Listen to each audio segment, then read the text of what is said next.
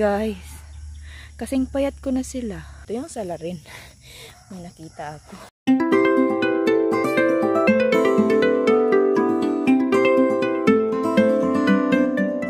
Hello guys! So garden time ulit tayo ngayon. Kita natin medyo nalulungkot ako. Kasi nga last time pinakita ko sa inyo dati na nagtanim ako or like tinransplant ko na yung mga petchay ko. And it's very sad kasi nga nadaanan ng baha. Pero nung bumaha, medyo nawala or like inanod yung ibang petchay natin. Pero pinalitan ko naman. And then, eto na nga, pagbalik ko or ngayon, nakita ko na I think I lost the 70 or 80% of the petchay. So, as in, konting-konting lang yung natira kasi aside sa binaha, ang dami ring mga insekto like may naabutan ako mga maliliit na grasshopper na talagang kinakain lang mismo yung puno or like parang ano ba, pinuputol nila talaga to the point na halos mabunot na yung roots mismo ng tanim. So papakita ko sa inyo guys.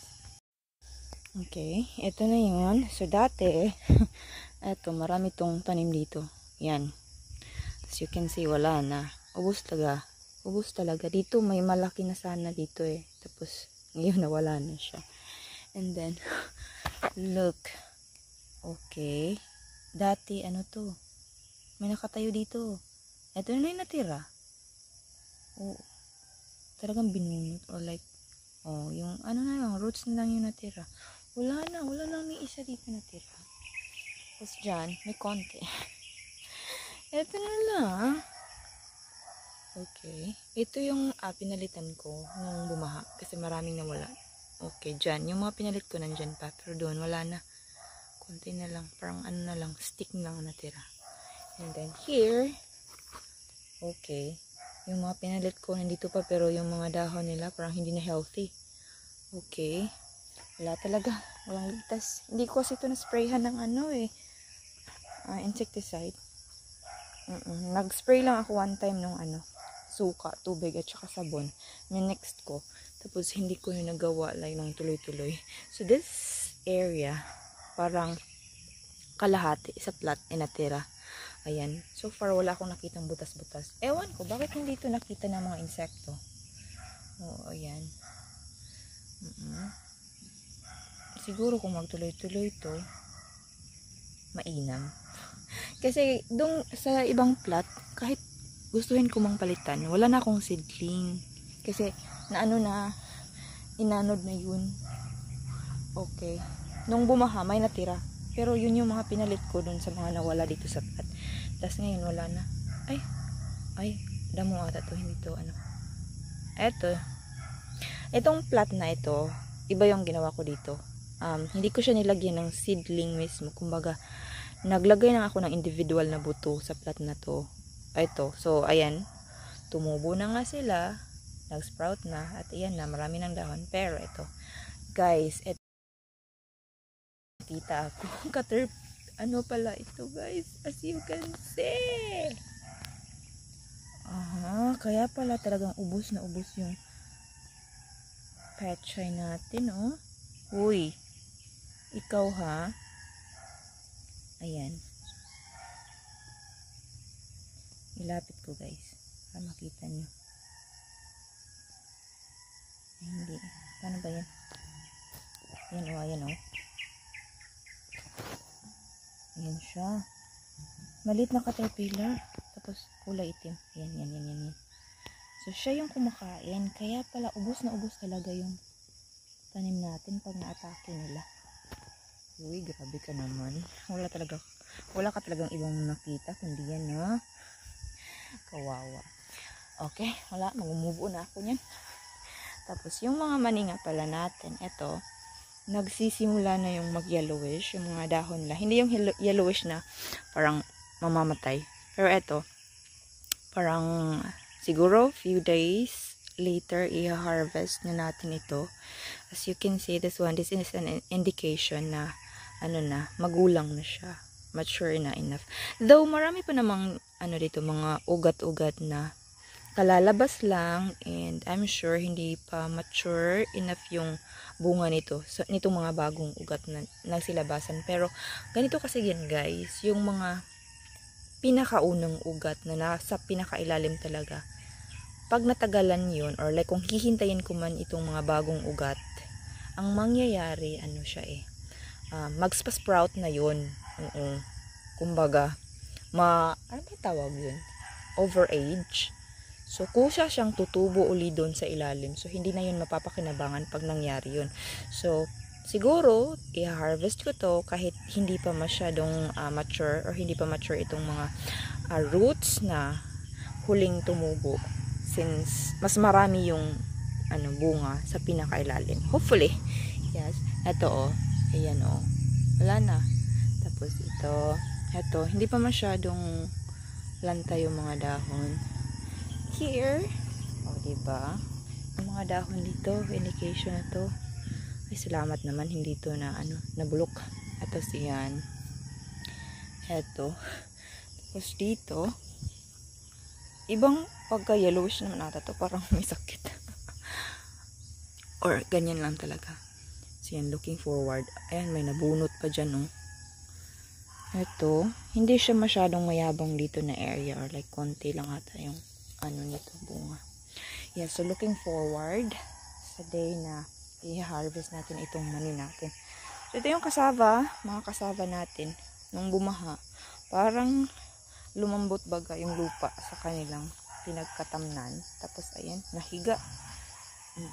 Kung sakaling merong man yan, bungang ugat, sana hindi lumabas sa lupa kasi yan magbabagong, parang hindi na siya mapapakinabangan.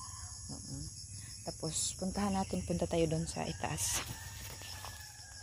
Okay, nung last time nga pala na pagpunta ko dito, yun nga, nalaman natin na yung mga mais natin talagang nilantakan ang mga uwak. It's very unusual guys, and new to me or to us, kasi dati yung mga uwak hindi naman namin nalalaman na kumakain pala sila ng mais. Kadalasan dati sisiw yung dinadagit nila. Pero this time, kumakain na sila ng mais. So ayan, ni-remove ni Papa ang ilang mga puno na, as you can see, parang pauang na. Oo. Eto, dalawa sanang puno. Ayan, pinutulan ni Papa yung isa kasi nga wala na namang bunga. Kinuha ng uwak. Okay, so maraming mga puno na yung tinanggal ni Papa. And then tingnan natin, maraming mga ebidensya din Okay, so yun. So maraming bunga talaga ang tanggal ng mga uwak at nakain. Ayan. Tapos yun pa. Doon. Okay. It's unusual. Siguro naging vegetarian na yung mga uwak. Hindi na kumakain ng sisiw. Okay, eto. Ay, ito itinanggal nila pero hindi, wala yun. Ay, yung buho ko, sorry guys. Tinanggal, tapos hindi nila kinain hindi nila kinain lahat. Tapos yan. Marami talagang nabawas guys.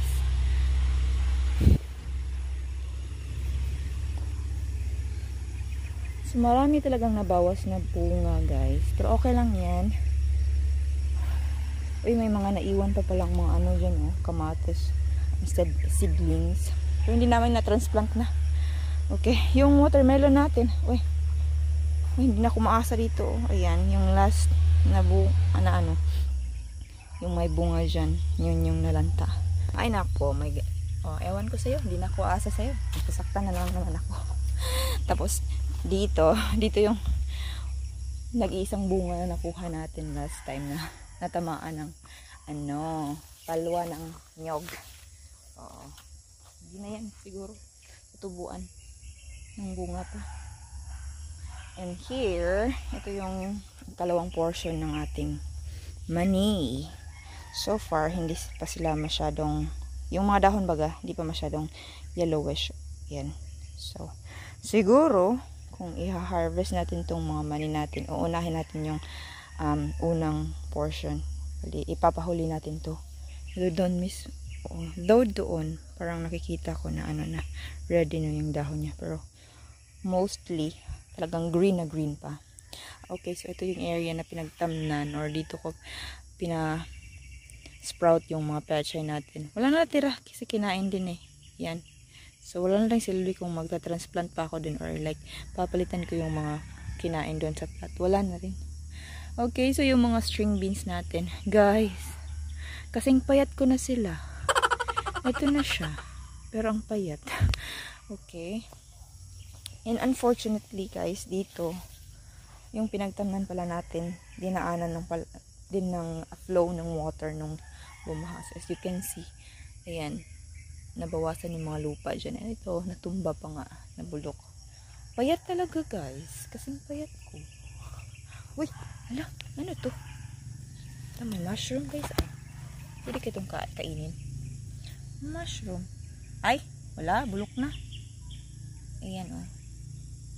Nung naalala ko dati nung bata pa ako, madalas akong sumama kay papa or kay mama para manguha ng mga mushroom. Kasi around August, September, kasi ano yan, tag-ulan, madalas kumidlat, madalas kumulog. So, madaming sumusulpot na na mushroom after. So, sumasama ako kay papa. Ang dami namin nakukuha dati. Pero, it's very ironic guys, kasi hindi ako kumakain yan. Parang hindi ko lang feel. Sabi nga masarap daw yan, pero hindi ako kumakain yan. Pero sa mushroom dun sa Jollibee, kumakain ako guys. So yung mga kasama natin dyan, okay naman. Ayan. And then, there, ang sweet potato. So nga pala guys, naisipan namin ni mama kasi nga 'di ba last time nanguha ako ng kamote or sweet potato and wala tayong masyadong nakuhain guys. Maglilimang buwan na yan this December. And that is very unusual. Hindi ganyan yung mga tanim naming kamote dati, like around 3 months, marami ka na talagang makukuha. Though hindi pa ganun kalalaki, pero marami na. Pero guys, kita niyo naman 'di ba? Last time na nanguha tayo, wala. Konti lang yung nakuha natin. So, we're thinking of, parang bawasan namin yung mga galay baga. Anong tawag dun? Yung, gumagapang nilang bawasan namin kasi baka, or like feeling namin, nag-aagawan ng nutrients yung, anong tawag to? Ganto ba? Oo. Kasi ang daming ganito, sumusobra. Oo. So, naisipan namin bawasan. Or di kaya, diretso na lang, langkaton or kakason. Hindi ko alam anong tawag yan sa Tagalog. Sa Bisaya, kakason lang namin or like tanggalin. Tapos tingnan namin kung may mga bunga ugat na maiiwan. Tapos yun na, baga, harvest na talaga. Wala na next time. Tanggalin na. So eto, dito nga pala last time, nilinis ko to. Pero hindi ko na natapos. Ito, mga natanggal ko yan. Hindi ko natapon doon. Ay, gumapang na naman sila dito. Ang bilis gumapang. Pero guys, konti lang yung bunga nila. May mga pinya dito. Medyo hindi lang ganun ka-healthy kasi nga maraming damo or hindi namin nalinis dito na area. Here may mga kasabi din dito si Papa. Yan. Ginawa niyang bakod kumbaga sa mga kamoting bagon. Ang tawag din nga pala nito is kamuting balang. Kamuting kahoy. At yan, kamuting bagon. Kamuting kahoy kasi nga, kahoy siya. Tapos yan, kamuting bagon. Bagon kasi bagon tong ganito. Oo, sa mga sa mga hindi nakakaalam dyan. Okay. Subukan natin manilip dito guys, kung makikita ba tayo. Kung may makikita tayo muli. Charot. Diba, napakanta na ako. So, nung last video ko nga pala, hindi ko na ipakita sa inyo na bago ako umuwi. Nagpunta ako dito sa area nito and medyo may ilang piraso akong nakuha. Diyan mismo sa parang base ng niyog na yan. Puno ng niyog yan. Diyan may nakita akong mga bunga dyan or may mga nakuha. Siguro dyan na area meron. Pero doon, ewan ko. Okay, so babalik tayo dito guys. Siguro sa susunod na mga araw. Oo. Kasi gusto kong kumain ng kamuti. Kaso nga lang, wala tayong masyadong nakuha last time. Okay, kakaso na lang. Tanggalin na lang dito natin. Tapos, kung may makuha tayo, edi go. So, ayan na lang muna siguro guys ang video natin sa araw na ito. Hanggang sa muli!